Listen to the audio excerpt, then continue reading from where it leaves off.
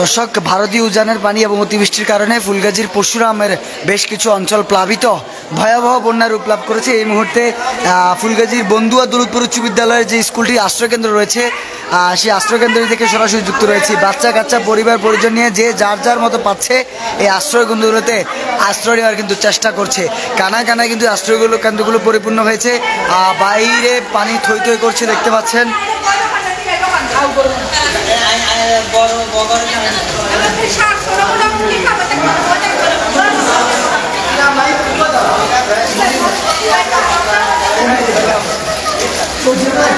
যে আশ্রয়কেন্দ্রগুলো রয়েছে সেগুলো চিত্র যদি দেখানোর চেষ্টা করি।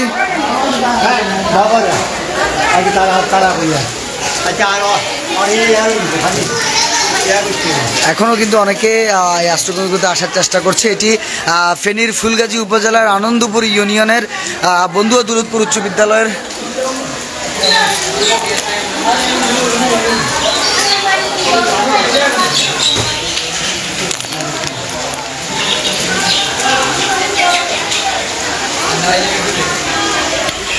বিশেষ করে আপনারা অবগত রয়েছেন ফেনীর ভারতীয় উজানের পানি এবং অতিবৃষ্টির ফলে ফেনীর ফুলগাজী এবং পরশুরাম উপজেলার বেশ কিছু অঞ্চল প্লাবিত হয় প্রথম দিকে। তবে সময়ের সাথে সাথে এখানকার মানুষের যে জীবনমান সেটি প্রতিনিয়ত পানির পরিমাণ বাড়ছে এবং ভারতীয় উজানের যে পানি সেটি বাংলাদেশের দিকে প্রবাহ হওয়ার ফলে ফুলগাজী পরশুরামের বেশ কিছু অঞ্চল প্লাবিত হয়েছে। এই মুহূর্তে বন্ধুয়া দৌলতপুর উচ্চ বিদ্যালয়ের যে স্কুলটিকে আশ্রয়কেন্দ্র হিসেবে ব্যবহার করা হয়েছে, সেখানে শত শত মানুষ কিন্তু অবস্থান করছে, দেখতে পাচ্ছেন।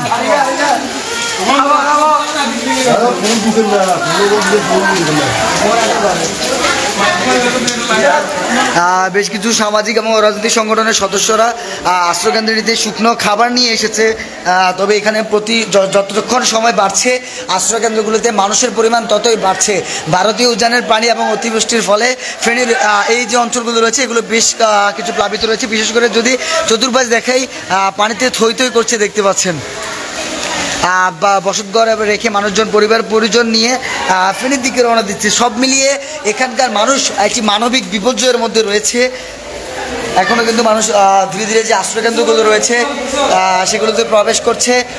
কোলে বাচ্চা নিয়ে আসলে আসবাবপত্র যেগুলো রয়েছে সেগুলো রেখে মানবিক এক বিপর্যয় হয়েছে ফেনীর ফুলগাজীর এই অঞ্চলগুলোতে।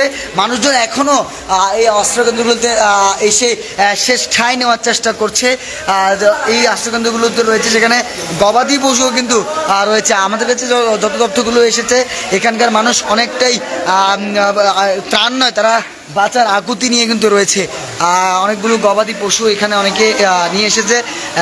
বিশেষ করে এই অঞ্চলের মানুষজন ফেনী পার্শ্ববর্তী হওয়ায় এই স্থানগুলো ত্যাগ করে মানুষজন ফেনীর দিকে রওনা দিয়েছে। তবে বৃষ্টি যতই বাড়ছে পানির পরিমাণ ততই বাড়ছে। সেনাবাহিনী, বিজিবি, বিভিন্ন সংগঠনের সদস্যরা কাজ করার চেষ্টা করছে, তবে কোনোভাবেই এখানকার যে পানির পরিমাণ সেটি কমছে না।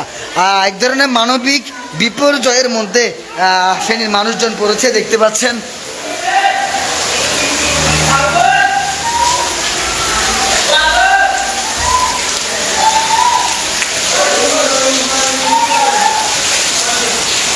আশ্রয়কেন্দ্র অর্থাৎ বন্ধুয়া দৌলতপুর উচ্চ বিদ্যালয়ের যে স্থানটি রয়েছে এখানেও প্রায় পানির যে পরিমাণ সেটি অনেকটাই বেড়ে গিয়েছে।